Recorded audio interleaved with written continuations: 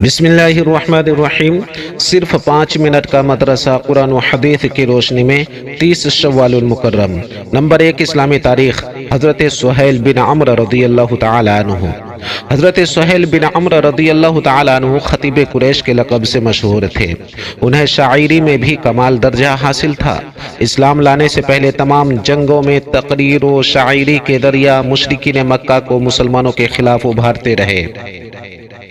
جب غزوہ بدر میں مسلمانوں کے ہاتھوں قید ہوئے تو حضرت عمر رضی اللہ تعالی عنہ نے ان کے سامنے کے 2 دانت توڑنے کی اجازت چاہی تو حضور صلی اللہ علیہ وسلم نے فرمایا، عمر جانے دو، شاید اس کی تقریر و خطابت اور شاعری ایک دن تمہارے کام آ جائے۔ چنانچہ صلح حدیبیہ کے موقع پر قریش مکہ کی طرف سے صلح نامہ لکھنے کے لیے سہیل بن عمرو رضی اللہ تعالی عنہ ہی کو منتخب کیا گیا تھا۔ فتح مکہ کے موقع پر ابو جندل کی درخواست پر آپ صلی اللہ علیہ وسلم نے ان کے باپ سہیل کو امان دی۔ وہ آپ کے اس حسن سلوک سے متاثر ہو کر ایمان میں داخل ہو گئے۔ وہ نماز، روزہ اور خوب صدقہ و خیرات کیا کرتے تھے۔ مسلسل عبادت کی وجہ سے ان کا بدن سوکھ کر لکڑی کی طرح ہو گیا تھا۔ وہ اسلام سے پہلی زندگی یاد کر کے اور قرآن شریف سن کر بہت رویا کرتے تھے۔ حضرت ابو بکر رضی اللہ تعالی عنہ کے دور میں فتنوں کو ختم کرنے میں حضرت سہیل اور ان کے گھرانے کی کوششیں قابل تعریف ہیں۔ رات بھر عبادت کرتے اور دن بھر سپہ سالار کی حیثیت سے یرموک کے میدان میں بہادری کے جوہر دکھاتے تھے، اور اسی جنگ میں سن 13 ہجری میں انہیں شہادت حاصل ہوئی۔ نمبر 2، حضور صلی اللہ علیہ وسلم کا معجزہ، ایک وثق جو میں برکت۔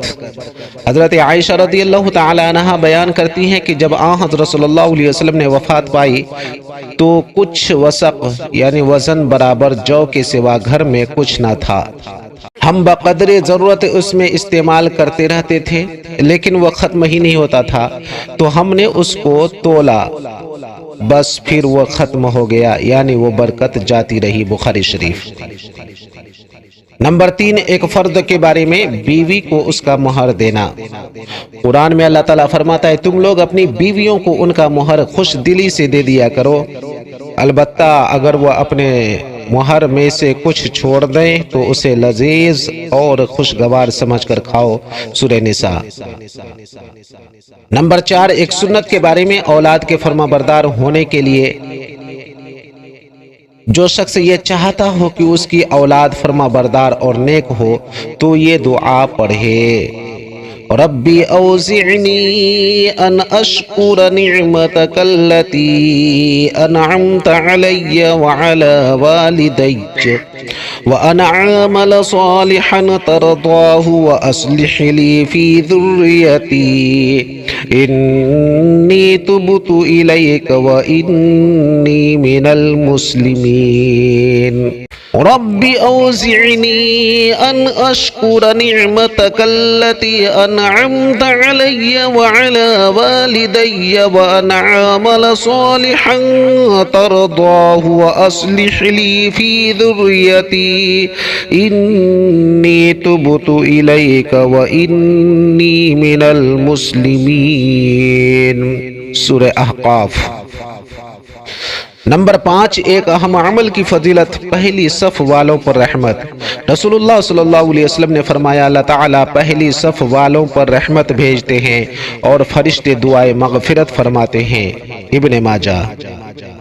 نمبر 6، گناہ کے بارے میں قرآن کا مذاق اڑانا۔ قرآن میں اللہ تعالیٰ فرماتا ہے، جب انسان کے سامنے ہماری آیتیں پڑھی جاتی ہیں تو کہتا ہے کہ یہ پہلے لوگوں کے قصے کہانیاں ہیں، ہرگز نہیں، بلکہ ان کے برے کاموں کے سبب ان کے دلوں پر زنگ لگ گیا ہے۔ سورہ مطففین۔ نمبر 7، دنیا کے بارے میں مال کی محبت خدا کی ناشکری کا سبب ہے۔ قرآن میں اللہ تعالیٰ فرماتا ہے، انسان اپنے رب کا بڑا ہی ناشکرا ہے، حالانکہ اس کو بھی اس کی خبر ہے، اور وہ ایسا معاملہ اس لیے کرتا ہے کہ اس کو مال کی محبت زیادہ ہے۔ سورہ عادیات۔ نمبر 8، آخرت کے بارے میں ہر شخص موت کے بعد افسوس کرے گا۔ رسول اللہ صلی اللہ علیہ وسلم نے فرمایا ہر شخص موت کے بعد افسوس کرے گا۔ صحابہ رضی اللہ عنہم نے عرض کیا یا رسول اللہ صلی اللہ علیہ وسلم کس بات پر افسوس کرے گا؟ آپ صلی اللہ علیہ وسلم نے فرمایا اگر نیک ہے تو زیادہ نیکی نہ کرنے پر افسوس کرے گا، اور اگر گنہگار ہے تو گناہ سے نہ رکنے پر افسوس کرے گا۔ ترمذی شریف۔ نمبر 9 طب نبوی سے علاج، بڑی بیماریوں سے حفاظت۔